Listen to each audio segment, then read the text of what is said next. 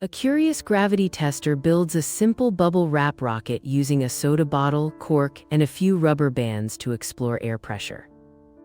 The step-by-step shows wrapping the bottle neck with bubble wrap, securing a cork with a straw as a nozzle, then fueling the engine with a burst of air from a surprising squeeze and a tiny pump.